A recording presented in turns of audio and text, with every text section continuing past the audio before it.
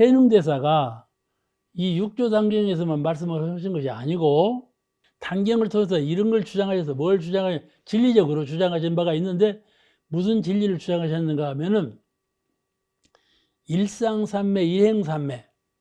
우리 옛날 정전에도 나와 있어요. 일생삼매, 일행삼매. 그 일상삼매, 일행삼매가 해능대사가 주장한 말씀이에요.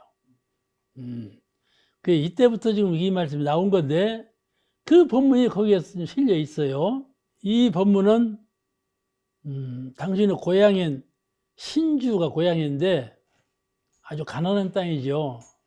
산골 땅 신주인데 거기에 구군사라고 하는 절이 있어. 그 구군사에 계실 동안에 이 일상삼매, 일행삼매의 법문을 내렸다 그래요. 그런데 그 내용에 보면 이런 말씀이 나와요. 만약 성부로 종자인 반야지를 성취하려면, 성부를 이루려면 반야의 지혜를 얻어야 되는데, 반야바라 밀다신경 있죠? 성부를 하려면 반야의 지혜, 반야의 지혜, 모든 것을 통달해서 깨닫는 반야의 지혜, 그 반야의 지혜를 얻어야 되는데, 성부를 하려면 반야의 지혜를 얻어야 되는데, 약욕 성취 종지, 이 말은 만약에 너가 성부를 원할진데 반야의 지혜를 얻어야 한다 그 말이에요. 수달 일상삼매, 일행삼매. 그렇게 되면 반드시 달통해야 된다, 요달해야 된다. 무엇을 요달하는가? 일상삼매, 일행삼매의 신법을 요달해야 된다 이렇게 가르쳤어. 네가 만약 성불 하기로 원을 세웠으면 반드시 일생삼매, 일행삼매의 신법을 요달하거라 그렇게 가르치신 거예요. 일상삼매란 말은 가장 쉽게 내가 홀로 정신만 있을 때 한 상이 삼매의 경지에 이르렀다. 삼매라는 건 여여흥을 앞과 뒤가, 전과 후가 같고 같은 거, 그걸 삼매라고 그래요. 지극한 경지에 이른 거예요. 지극한 경지에 이르면 두 마음이 없어. 아시겠죠? 중도의 지극한 경지에 이른 거 삼매라고 그래요. 삼매에 이르면 아무 생각이 없는 거예요. 독서삼매, 뭔 삼매라고 그러죠? 그것밖에 모르는 거. 그걸 삼매라고 그러는데, 일상삼매는 환하고 고요한, 뚜렷하고 고요하고 밝고, 그런 한 상밖에 없어. 이런 상밖에 없어. 그러죠? 그 일상삼매예요. 일상삼매, 한 상에 삼매의 경지에 이르렀다. 그 다음에 일행삼매는 생각을 하고 행동을 하고, 일행이요. 한 생각을 하고, 한 행동을 하고, 한 움직임을 움직이고, 그 일행이에요. 그러죠? 일행. 그 삼매예요. 두 마음이 없이 그걸 하는 거예요. 아시겠죠? 모든 것을 섞인 마음, 두 마음을 가지고 응하는 것이 아니고 한 마음으로 대응하는 거. 고요히 생각을 비우고 있을 때에도 일상삼매, 생각을 내고 행동을 하더라도 일행삼매, 한 생각 한 행동에 그치라. 두 마음으로 하지 말라 그 말이에요. 그걸 가르치는 거예요. 가장 쉽게 얘기하면 그거예요.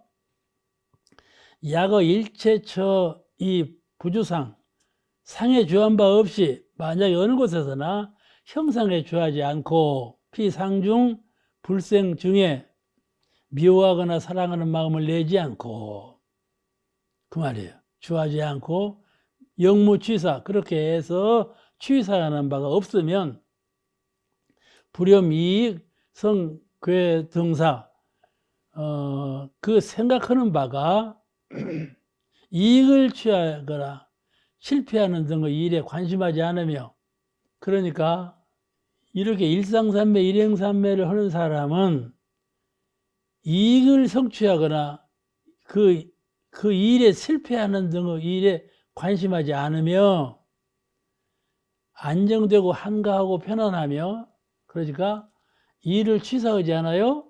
취사할 때 그 정신이 일에 빼갖고 일의 성공과 일의 실패에 정신이 묶여버려.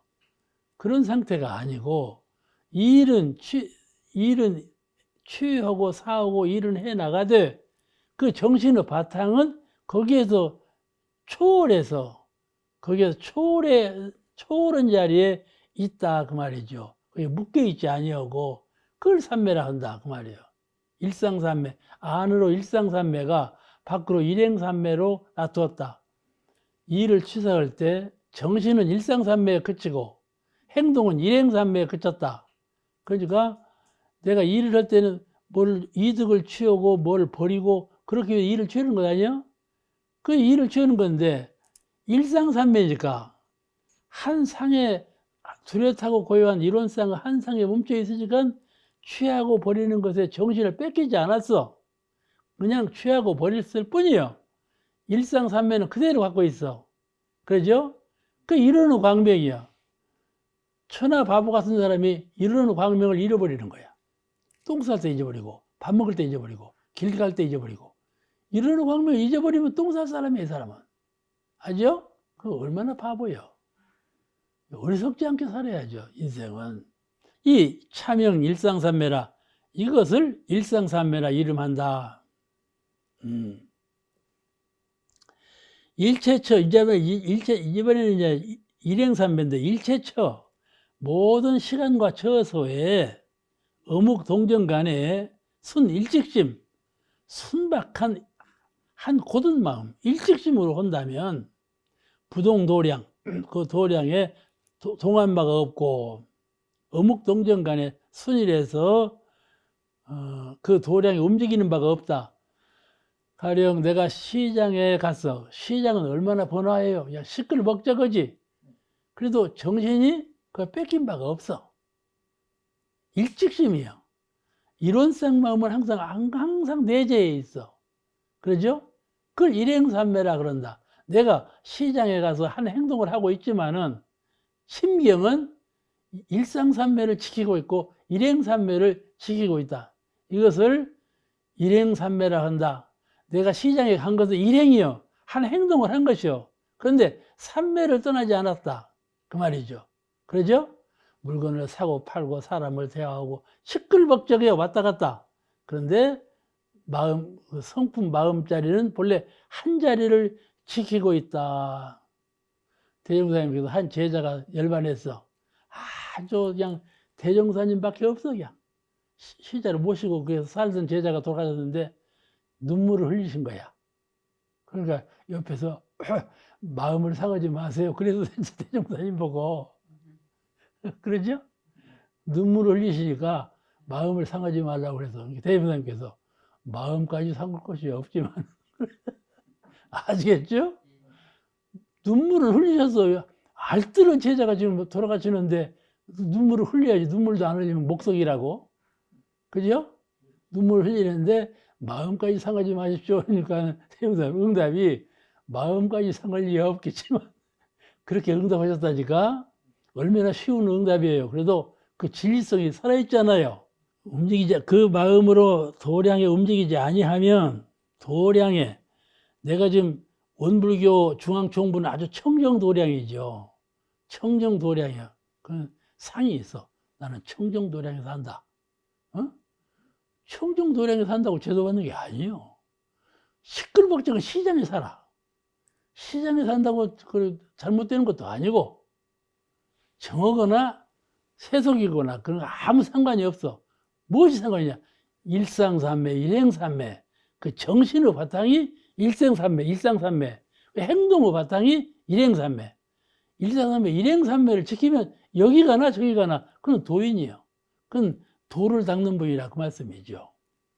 그렇게 할 수 있겠죠. 그런데 이제 진성정토라, 이것이 정토를 이룬, 진정으로 정토를 이룬 바라, 이것을 이름하여 일행삼매라 하나니라 그 말이에요. 정해쌍수 그래요. 제가 이번에 그저 정산용사 보보 학원 그 붓글씨 쓰신 거 봤죠? 어? 정해쌍수가 있죠. 정과 해를 아울러 닦는다. 정과 해를 아울러 닦는다. 그 말이에요. 이 말은 다른 말로 바꾸면 수양과 연구를 취사의 경계에 당해서 수양과 연구를 함께 사용한다. 그 말이에요. 이게 사막이에요. 그런 공부길이에요. 이것을 이제 다른 말로 바꾼 거예요. 사막을 사막을 다른 말로 바꾼 거예요. 일행삼매, 일상삼매라고 하니까. 똑같은 표현인데 말만 바꾼 거니까 그렇게 하세요. 해능대사가 개성으로 전법을 했어요. 해능대사가 개성으로 여러 대중에게, 해능대사는 한 제자에게 법을 전하지 않고 여러 대중에게 공전으로 전했어요. 아시겠죠? 이거는 그 달마대사께서 미리 예언하신 바예요. 내 법이 6조 해능까지 가면 그때부터는 단전으로 전하지 않고 공전으로 전하게 된다. 예언하신 건데 해능대사가 달마대사인가 봐. 예? 예. 당신의 일을 결실해버린 그런 분이요. 이제 와서 다른 그 제자들은 한 분 스승이 한 분 제자한테 개성을 내리내리 전했는데 이어르는 그렇게 전하지 않고 바루와 가사도 전하들 안 했어. 바루와 가사도 전하들 않고 여러 대중한테 개성으로 전하기를, 여기 이제 이음에 보세요. 이 개성은요, 다른 분의 개성과 비슷비슷해요. 근데 공부를 잘 하셔야 합니다. 비슷비슷하면서 다르니까 이게 표준이 되는 개성으로 남은 거예요. 우리가 공부할 맛이 있는 거예요. 그 비슷비슷하면서 다른 점을 잘 찾아내야 돼요. 계속해서 지금 개성을 말씀드릴 텐데, 이거 또 같구만. 그러면 재미가 없어. 내가 설명할 필요도 없는 거고, 다 조금씩 달라요. 다르니까 그 좀 맛을 알아야 돼. 이 해능대사가 공전으로 전한 개성은 어떻게 했냐면은, 그 사규계로 되었는데, 심지함제종, 마음의 땅에 많은 법종자를 머금고 있는 중에 내 마음에 말이죠, 그냥 가득 차게 법이 있어요. 저도 85세 되더라까지 맨 법만 들었으니까 그 법이 마음속에 다 있을 것 아닙니까? 법종자가 지금 다 심어져 있어. 아르마리로 심어져 있어. 심지함 제종, 심지에 많은 종자의 법종자를 함축하고 있다, 그 말이에요. 그 다음에 보의 실개생. 보라는 것은 자비로운 비, 널리 자비로운 비. 그러니까 부처님과 큰 스승의 가르침이에요. 또 회상의 큰 이 가호. 회상에서 수도자를 가호하고 있죠. 그런 것을 보우라고 그래요. 또 하나는 때가 돌아오는 거예요. 수행자는요, 때가 돌아오는 거예요. 가령 제가 수행을 하고 있잖아요. 근데 이 수행자가 크게 깨닫는 것은 어느 때가 돌아와요. 때가 돌아와. 스승도 만나게 되죠. 우연히 마음이 밝아져 버려요. 계속해서 적응하는 가운데 나도 모르게 마음이 확연히 열리는 그런 때가 있어요. 이 시절도 때가 있죠. 봄이라는 때, 가을이라는 때가 있어요. 그러듯이 때가 돌아와. 언제든지 그 폭은 아니에요. 그러니까 스토이는 똑같은 마음으로 수행을 해가면서도 때를 기다리는 거예요. 때를 기다려요. 성인께서 법을 펴시는 것도 이 때를 기다려서 하시는 거예요. 그냥 법을 펴시는 것이 아니에요. 어째 보우라는 건 그런 거예요. 널리 은혜로운 비, 그런 감노의 은혜로운 비가 내린다 이 말이에요. 성현의 진리의 은혜가 비춰질 때 그 말이죠. 네. 개생, 그 법의 종자가 전부 싹을 트고 일어나. 그러니까 내 마음속에 법의 종자를 많이 갖고 있지만은 진정한 스승을 만날 때 그 종자가 탁 싹을 터요. 그전에는 종자가 있는데 종자대로만 있어. 그죠? 종자대로만 있다니까. 누가 교리를 물어봐. 너 이거 알아? 법을 물어봐. 알아? 그럼 그건 몰라? 근데 그 법은 아르마리로만 갇혀 있어. 그런데 어느 때가 되니까 그 아르마리가 탁 깨달아져. 알고 있는 것이 깨달아. 이게 정산 종사님께서 어떤 분이 잘못을 했어. 근데 법을 알고 있는 분이 잘못을 해요. 그러니까 그 제자가 성도 사롭기를 알고 있는 사람이 잘못하는 것하고 모르고 있는 사람이 잘못하는 거고 잘못한 것도 똑같지 않습니까? 그렇게 여쭌 일이 있어요.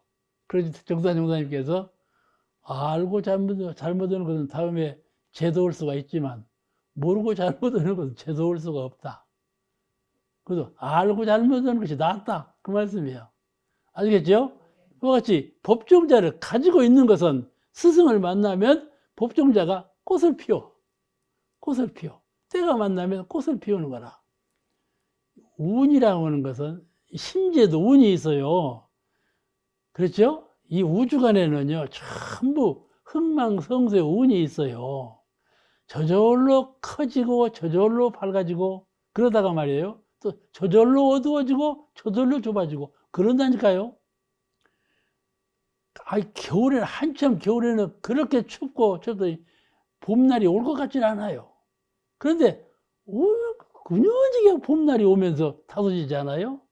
이렇게 변해요. 시운도 마찬가지예요. 시운도 그렇게 나에게 운이 돌아온다 그 말이에요. 운이 돌아와요. 거의 음양상승의 원리에 의해서 그리 돼요. 음은 양으로, 양은 음으로 이게 서로 상대적인 기운이 교체되는 그런 기운으로 우주가 형성되어 있거든요. 그러니까 나에게도 그렇게 돌아온다. 때를 만나요. 그런데 때를 만나는 큰 보우, 널리 은혜로운 때, 그런 은혜로운 비를 맞게 되면 개생, 그 종자가 전부 싹을 트고 꽃을 피워서 열매를 맺게 된다 그 말이죠. 그런데 도노화 정기, 이 자는 기자가 아니고요. 글자가 똑같아 보이는데 제일 앞에 써진 거는 기자라고 그러고요. 그다음 중간에 써진 것은 이자라고 그러고 제일 끝에 써진 자를 사자라고 그래요. 여기는 지금 중간자 정이 이로 표현되어 있어요. 해석을 잘 하셔야 돼요. 글자가 비슷해요. 근데 여기는 그친다 그 말이에요. 그친다. 꽃이 피어나는 뜻에 문득 그친다 그 말은 꽃이 말이죠. 봉우리지 않고 활짝 피잖아요. 그죠? 이 활짝 피는 그 뜻과 합일이 된다. 그 뜻에 그친다는 말은 그 뜻과 합일이 된다 그 말이에요. 근데 옛날 부처님께서 법을 전하실 때 연꽃을 이렇게 들으셨어. 예, 다른 사람 가만히 있는데 가섭이 빙긋 웃거든. 내 이 법은 가섭에게 전한다. 그런 말씀 하셨죠? 그와 같이 그 꽃이 활짝 피어나는 이 도가 피어나는 것도 그런 거예요. 마음속에 갈마져 있는 아르마리의 법이 보우 널리 스승과 진리의 은혜를 입으면 활짝 꽃이 핀다. 이제 정각하는 것이죠. 정각. 바르게 깨닫는다 이 말이에요. 그런 때가 돌아온다 이 말이죠. 꽃이 피어나는 뜻에 그쳐 문득 깨치리니 이해가 되시죠? 꽃이 피어나는 그런 형세 그게 합의해서 그 자리에 그친다 이 말이에요. 그러니 그렇게 되면 부처와 각의 결제를 스스로 통제. 그렇게 되면 너가 부처님의 깨달은 바와 무엇이 다를 것이냐? 부처님의 깨달은 바와 같은 자리다. 절에서 보면 절의 스님들은 자꾸 스승을 찾아 돌아다니 절 가풍이요. 우리가 지금 전등록을 배우지만은 이 스님들이 말이죠. 한 절에 가면 안 있어. 여기 갔다 저 갔다 저 갔다 저 갔다 그렇게 스님들은 그러지 가풍이야. 그런데 큰 도력을 갖고 있는 스승을 만나면 이제 개화하는 것이죠. 아시겠죠? 종자가 꽃을 피워. 그 이제 큰 깨달음에 이르기 때문에 돌아다닌다 이 말이에요. 근데 그래도 연을 따라서 꽃을 피는 것이지만은 그 실은 돌아다니지 아니하고 스승을 만나지 아니해도 마음에 있는지라 스스로 마음을 깨쳐서 마음을 닦으면 스스로 깨닫게 되어 있어. 스스로 깨닫게 되어 있어. 그러니까 부처님, 대종사님께서 가르친 사막의 원리대로 스스로 닦으면 스스로 다 꽃이 피어. 꼭 찾아다닐 것은 없어. 그러겠죠? 그가 정신 차릴 일이요. 그러니 참 정신 차려서 공부해야 돼. 안으로 내가 소장하고 있는 아르마리 법에 대한 지식이 내 스스로의 공에 의해서 꽃으로 피어나는 그런 절호의 기회를 만나야 되는데 그는 누가 하느냐? 내가 내 스스로 하는 바다 그 말이죠. 그것이 신분의성이요. 그를 믿고 분발하고 정성을 기울이고 그러면 되는데 믿지 아니하고 믿음이 약해. 분발하지 아니하고 이 도는요 분발해야 돼요. 분발하는 마음이 없으면 안 돼요. 새벽에 좌선도 말이에요. 그냥 오늘 좌선 시간 좌선해야지 이러면 안 돼요. 분발하는 마음을 해야 좌선이 되는 거죠. 신분의성은 공부인으로서 언제든지 갖춰야 될 일이에요. 믿어야 되고요. 이 좌선 1시간이 나를 성불시키는 하나의 탈이다. 오늘 맞이하는 이 1시간의 이 선하는 이 시간이 나를 성불로 가는 사다리를 한 다리를 올라서는 거다. 이게 믿음. 자기가 자기에게 서약하는 이런 결정적인 무엇이 있어야 진급이 되지요. 그냥 하는 대로 되는 것은 되지 않는다 그 말이에요. 그러니까 여기서 지금 전법 개송에 이런 말씀들을 하신 거예요. 제자들이 그 법종자를 많이 갖고 있으나 꽃이 피어나듯이 그런 공부에 정성을 기울이고 적공을 해야 된다. 그렇게 되면 그 성공하는 그 성취는 스스로 마음속에서 일어나는 것이니 마음속에서 스스로 일어나는 차성, 보리과는 차성이다. 보리의 정과는 스스로 이루는 바다. 그걸 강조하신 말씀이에요.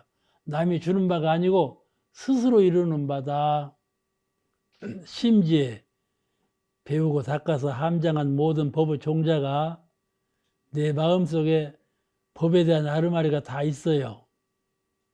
우리 집으로 말하자면 이론상의 진리에 대해서 내가 모르는 바가 없고 사은의 은혜의 원리에 대해서도 내가 모르는 바가 없고 사막의 수행의 방법에 대해서 내가 모르는 바가 없는데 근데 누가 물어도 확실하게 대답할 수가 있는데 그렇죠?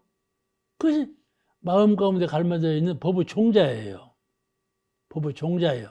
근데 그것이 깨달음에 이르지 못한다 이 말이에요. 알고 있는 법의 종자가 그냥 알고만 있어갖고 깨달음에 이르지는 못하는 거다.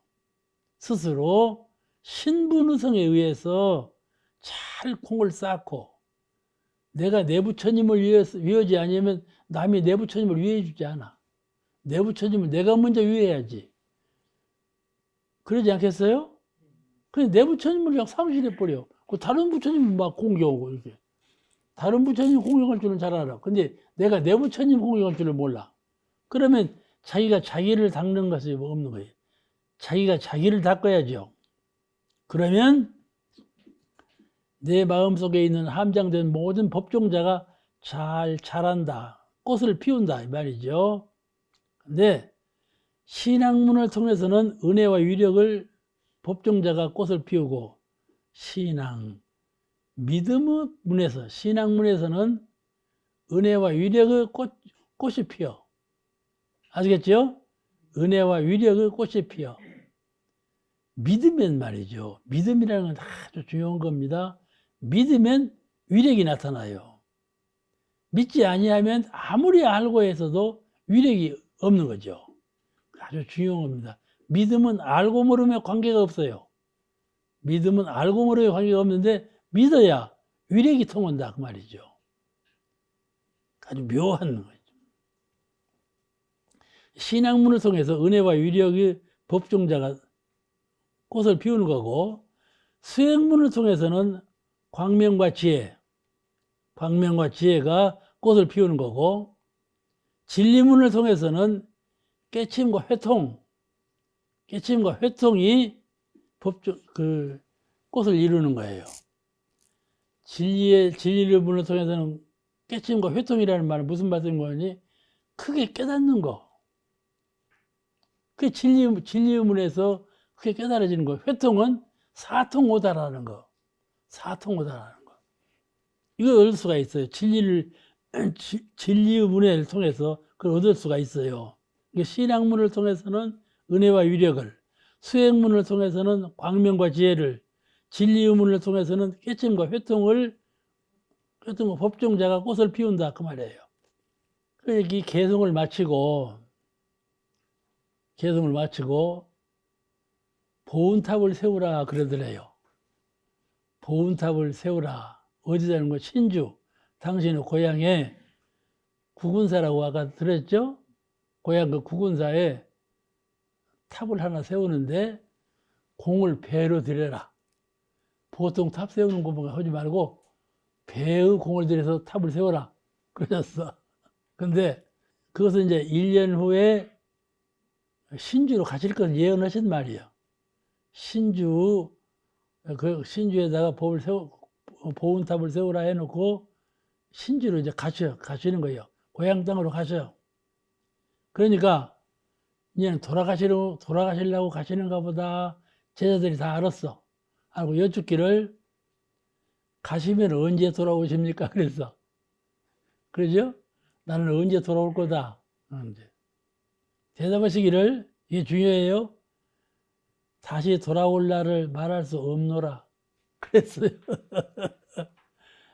우주 진리와 합일해 버려서 다시 돌아옴이 없다는 말씀도 되고, 그건 천지 운에 의해서 돌아오는 것이지 언제 돌아올 것을 약속할 수가 없노라. 그렇게 하신 말씀이에요. 이게 진리담이에요. 이렇게 도방아 탁 부려버리고 진리와 합일해 버렸어요. 내가 5년 후에 오리라. 내가 10년 후에 오리라. 이렇게 마음으로 결심한 바가 없고, 알겠죠? 내가 언제 오려고 한다. 이게 아니고 진리와 내가 합일해 버린 그런 상태로 돌아가 버린 거예요. 다시 돌아올라를 말할 수 없노라 그랬어. 그러니까 또 제자가 묻기를 특별히 부축하실 말씀은 따로 없습니까? 그러니까 그때서 하신 말씀이 내가 입적한 후에 5, 6년이 지나면 내 머리를 끊어가는 사람이 있을 것이다. 시체의 머리를 끊어가. 그런 사람이 있을 것이다. 그 예언을 하셨어. 근데 아니나 다를까 5, 6년 후에 그냥 묘에서 그 파묘 오는 소리가 들려. 쫓아나가 보니까 그것이 왕이 말이죠. 시신을 모실 때 그런 예언을 하셨기 때문에 여기다 철을 둘러놨어. 목을 못 끊어가게. 그런데 도적놈이 와서 목을 끊어가라 했는데 철이 둘려져 있거든. 그 철을 깨지라고 쇳소리를 막 낸 거야. 그러니까 주변에서 알아듣고 이제 쫓아가 오니까 그 뭐냐 그러고 이제 도적은 도망가 버리고 목은 못 끊어가고 그랬다는 거야. 그래서 여기까지 해서 이 삽삼조사라고 그러는데 33조사가 다 끝난 거예요. 인도 서가모니 부처님부터 쭉 조사가 33조가 내려왔는데 해능대사까지 해서 조사가 끝났어. 그래서 그 다음부터는 선사라고 그래요. 할아버지 조사는 끝나고 선을 닦는 스승이다 해서 선사라는 말로 그 후 때부터는 선사 또는 대사 그렇게 말을 해요. 대사는 그전에도 대사를 했고 그 후에 대사를 했는데 조사라고는 안 해요. 이제 선사라고 그러죠. 이제 조사대는 다 끝난 거예요. 이제 지금부터 그러면 조사가 끝났으면 뭐 개성도 없고 그런 건 아니고 아주 훌륭한 큰 스승들이 계속 나왔어요. 근데 이제 어머니 이제 그 공부를 하는 거예요. 전등록은 그 공부예요. 옛날 조사들만 개성을 한 것이 아니라 그 후에 불교를 크게 중흥시킨 많은 선사가 있었어요. 그 선사들의 개성을 우리가 공부하고 그 사람의 언행, 스승과 주고받은 대화를 한번 공부하면 훨씬 더 마음이 열리는데 큰 보탬이 됩니다. 왜냐하면 우리가 공부를 해 나갈 때 기초 초석을 잘 놔야 돼요. 초석을. 그죠? 첫 출발하는 초석을 잘 놔야 모든 공부가 다 틀에 맞아요. 근데 초석을 놓지 아니하고 공부를 하면은 이 뿌리가 없어요. 그러니까 우리가 지금 전등록 공부를 하는 것은 공부 기초가 되는 그 초석을 잘 놓기 위해서 하는 거니까 여러 스승들이 개성으로 그 초석 놓는 공부를 가르친 거예요. 그러니까 그걸 우리가 잘 배워야 되겠어요. 그 후로 오는 선사들을 법손이라 그래요. 손자들이라고. 법손. 이제 손자가 되었죠. 법손의 개성이 또 이제 쭉 나오는데 하도 많아요. 그 법손이 하도 많아. 그런데 이 해능대사의 법손은 되게 33인으로 보고 있어요. 그래서 너무 많죠? 그래서 33인 가운데 4분만 선택해서 제가 소개를 하려고 해요. 4분은 한국과 일본에서 널리 알려진 4분 선사예요. 누구냐 하면은 회양선사, 남학 회양선사, 두 번째 분은 영가 현각선사, 또 한 분은 해충복사, 이론상을 처음으로 그려 보이신 해충복사, 그 다음에 하택 신회선사. 이 4분은 이제부터 지금까지 이제 공부하기 시작할 거예요. 쭉 공부하기 하려니까 이 4분만 선택해서 그분들의 언행과 개성을 공부하기로 합니다. 남학 회양선사에 관한 말씀을 계속해서 조금만 드리겠습니다. 해능대사의 법선, 남학 회양선사. 그 기록에 보세요. 회양선사 있죠? 남학 회양선사. 회양선사는 15세부터 입산해가지고 숭산 해안선사에 가서 지도를 받았는데 여의치 않아. 뜻에 만족하지가 않아. 그래서 조계사를 다시 방문했어요. 조계 해능대사 회상을 다시 방문했어요. 그래서 육조 해능대사를 만나게 된 동기예요. 그것이. 해능대사가 처음에 묻기를 되게 처음에 묻는 것은 어디서 왔냐고 물어요. 어디서 왔냐고 물어요.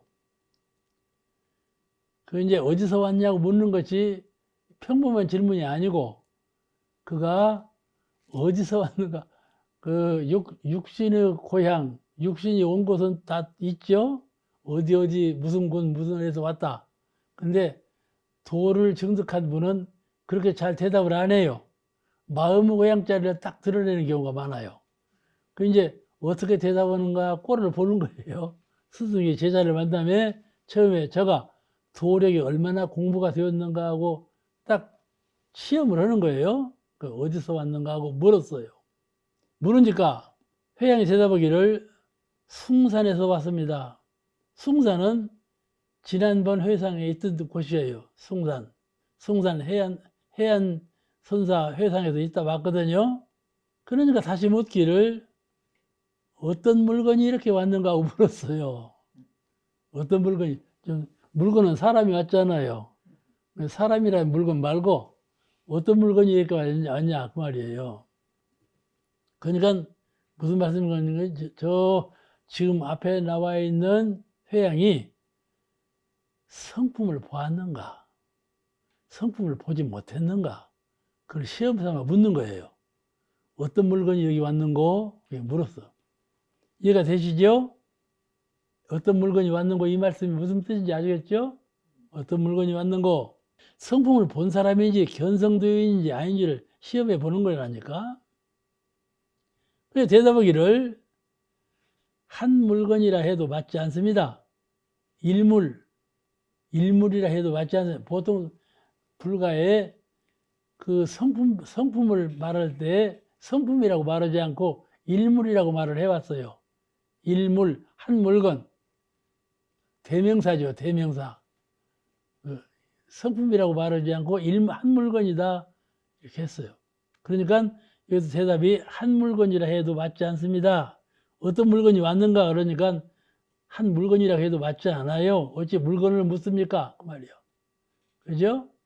어떤 물건이 왔는고 그 말은 한 물건이라 하는데 그 물건이 무엇인고 하고 물은 것인데 한 물건이라 해도 맞지 않아요.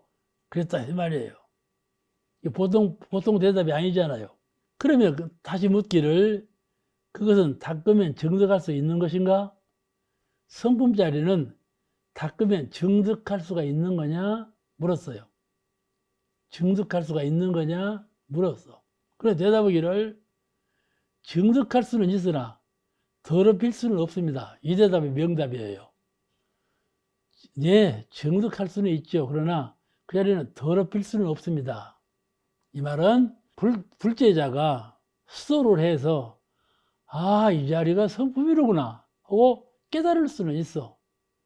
성품이 상대적으로 있으니까 성품이 상대 자리에 있으니까 그걸 보고 깨달았어. 이게 안으로 내 성품을 스스로 보고 깨달았어. 이렇게 깨달을 수는 있으나 그 성품 자리는 더럽힐 수는 없는 겁니다.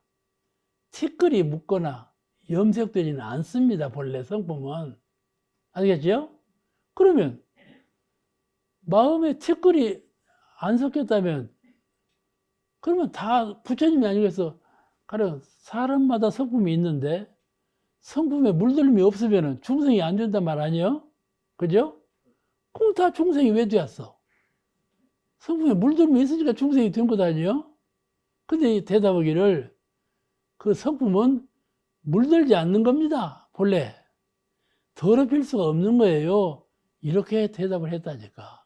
그러니까 견성한 거죠. 견성도해진 것을 인정한 거예요. 이런 명답을 할 수가 없는데 명답을 된 거예요. 정득할 수는 있으나 더럽힐 수는 없습니다.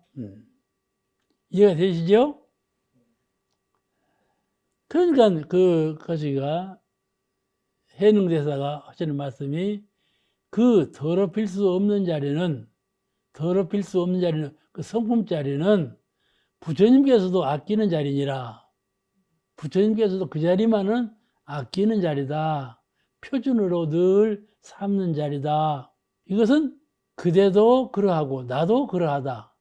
이것은 그대도 그대의 성품 자리는 더럽힐 수가 없는 자리고 나도 내 성품 자리는 더럽힐 수가 없는 자리니라. 너하고 나하고 똑같아. 그것은 성품을 더럽힐 수 없는 것은 똑같아. 자네 성품이나 내 성품이나 우리 임의로 더럽힐 수 있는 자리가 아니에요. 그 말이죠. 아시겠죠? 왜 더럽힐 수가 없는 자리일까? 가령 성품과 정신과 마음과 뜻, 그렇게 우리 마음의 세계를 네 가지로 구별을 해요. 알겠죠? 정산정사께서 구별을 하셨어요. 정신, 성품, 가장 근본 자리로 성품. 그러면 성품 자리에서 발현되는 거, 그걸 정신 자리에서 나뉘어지는 거, 그걸 마음. 마음이 행동화하는 거, 그걸 뜻, 그렇게 말을 해요. 그건 다 아시고 있는 것으로 알고 이제 더 설명을 합니다. 그러니까 그걸 좀 설명하자면 가장 우리 마음, 우리 영혼의 가장 근본적인 본래적인 그 자리는 성품이라 한다. 본래적인 자리는. 그 다음에 그 본래적인 자리에서 정신이 발현돼야. 우리 정신이 있죠? 정신. 되게 뚜렷하고 고요하다 그러면 정신자리예요. 정신이 발현되는데 우리가 이론의 광명이라고 해도 그 정신자리예요. 정신자리. 정신이 빛이 나는 거예요. 알겠죠? 내가 그 다음에 정신에서 하나로 통일된 자리예요. 정신이는. 이게 군대에서 정신 차려 그래요. 사람들 너 정신 차려. 정신 차리라 그럴 때는 마음을 하나로 뭉쳐라 그 말이거든요. 이 생각 저 생각 하지 마. 한 생각만 해. 이게 정신 차리라. 정신은 하나로 통일된 자리가 정신이에요. 근데 이 정신 바탕에서 이 생각, 저 생각을 하는 거야. 그건 마음이라고 그래요. 그러죠? 우리가 되게 마음 그러잖아요? 마음을 공부한다고는 이 생각, 저 생각 하는 것을 마음이라고 그래요. 그러죠? 그 다음에, 그러면 생각하는 것이 마음이면 거기서 끝나지. 또 뜻을 말하거든요. 뭔 일을 뜻을 세워라. 공부에 뜻을 세우고, 불공에 뜻을 세우고, 대통령의 뜻을 세우고, 뜻 세우는 데 되지 않아요. 그죠? 강물을 막아야 되겠다. 강물을 막아야 되겠다. 저수지를 만들어야 되겠다. 이게 뜻을 세우는 거예요. 저 나무를 베어야 되겠다. 뜻을 세우는 거예요. 뜻이라는 것은 생각이 행동하는 거예요. 생각이 행동으로, 생각이 육군 동작으로 이렇게, 육군 동작으로 함께 나가는 거예요. 행동으로 하는 거예요. 그걸 뜻이라고 그래요. 뜻이 있는 곳에 길이 있다는 말은 그래서 그런 거예요. 그러니까 가장 근본적인 성품, 정신, 성품에서 발현되는 정신, 정신에서 나뉘어지는 마음, 마음이 행동하는 뜻, 이 네 가지로 구별된다 그 말이에요. 그러면 왜 내가 이 설명을 하는가 하면은 더럽힐 수 없다는 것은 이 정신은 더럽혀져요. 정신자리는 더럽혀져. 그런데 성품자리는 더럽힐 수도 없고 따로 그 독립된 자리예요. 그런데 우리가 자, 왜 내가 이 설명을 하는가 하면은 성품과, 잘 들으세요. 성품과 정신과 마음과 뜻은 하나입니까? 둘입니까? 하나죠? 본래 우리는 둘 아닌 법을 배웠어요. 불가에 들어와서, 오물가에서 불임은 일체유심죠. 둘 아닌 법을 배웠어요. 그러니까 성품과 정신과 마음과 뜻은 네 가지지만은 불임은 하나예요. 그렇다면 정신에 물들다면 성품도 물들어야지. 그게 맞죠. 그러면 하나가 아니잖아. 하나라면 여기에 물들면 여기도 물들어야지. 여기는 물들고 여기 물 안 들고. 그럼 어디 그 둘이지 하나요? 그렇지 않습니까? 하나가 아니란 말 아니냐 이 말은. 하나가 아니란 말 아니야? 이해가 안 되는 거예요. 그거 뭔 말이라냐? 생전 둘이 아니고 하나라고 해놓고는 여기 와서는 성품은 물들음이 없다 그랬으니 이게 말이 안 된다. 물들면 성품까지 물드는 것이지 어디는 성품은 그대로 있고 정신만 물드냐냐. 그 말이 안 된다. 그렇게 생각해요. 근데 여기서 물들음이 없다는 말은 내가 행동을 했으나 그 물들음에 상을 두지 않는다 그 말이에요. 내가 무슨 행동을 했으나 그 행동에 집착하지 아니하고 상을 갖지 아니하면 그는 성품에 이르지 않는다. 아시겠죠? 내 성품은 본래 그 자리에 있을 뿐이지 내가 행동을 하고 생각을 하고 무엇인가 작용을 하면서 그 작용하는 바에 상을 두지 아니하고 주착함이 없으면 그는 성품에 이르지 않는다 그 말이에요. 성품에 이르지 않는다. 그래서 수행자로서 참 보감이 될 말이에요. 보감이 될 말이. 그는 정신까지는 물어들지만은 성품까지는 이르지 않는다 그 말이죠.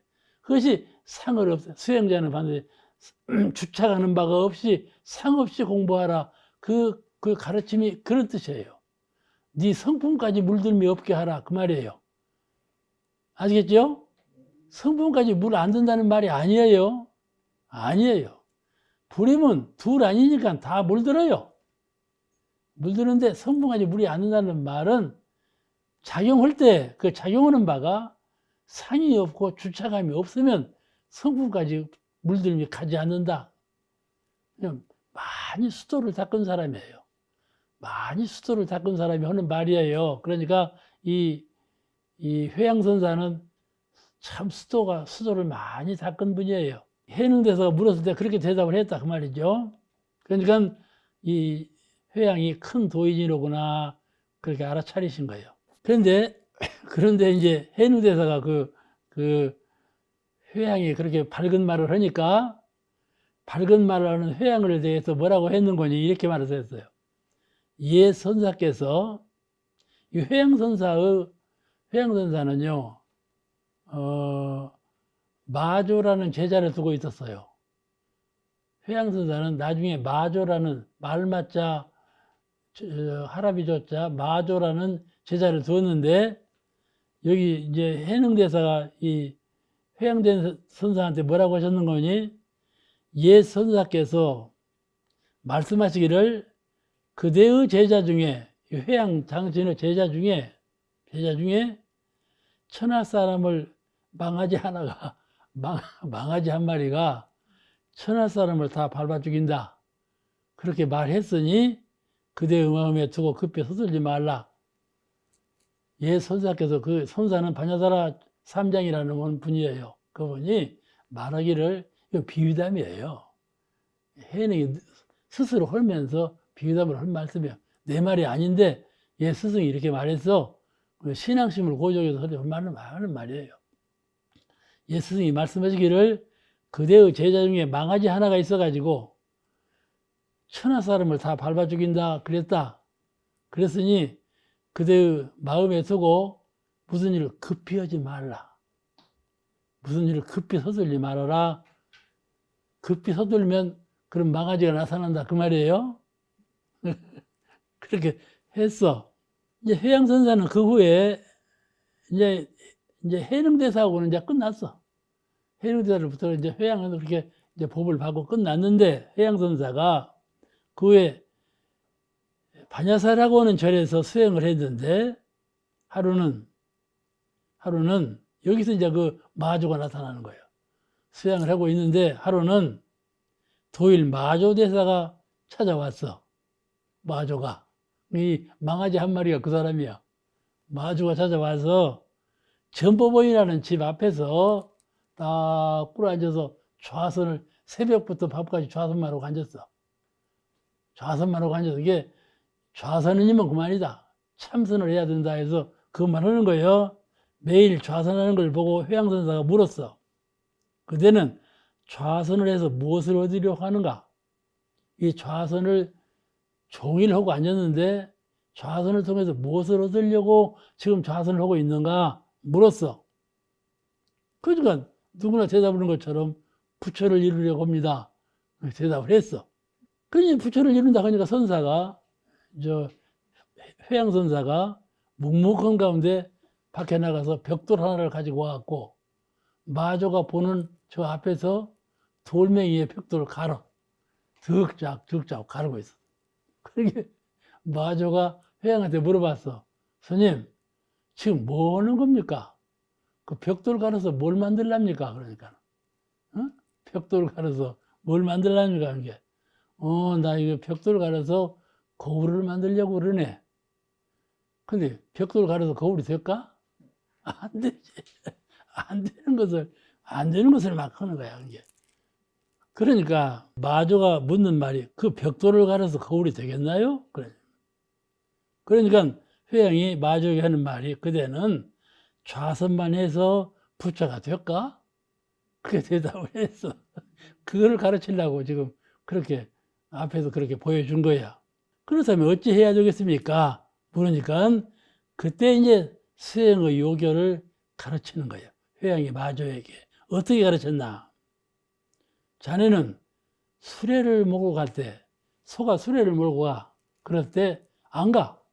수레가 안 가. 그럴 때 소를 채찍질 해야 되는가? 수레를 채찍질 해야 될까? 그러니까 마조가 대답하기로, 그럼 우리 소를 채찍질 해야지요. 그렇게 말해요. 그게 좌선에 앉아서만 한다는 것은 몸으로 하는 거거든. 좌선이라는 건 마음으로 하는 건데 몸으로 좌선을 하면 되겠나?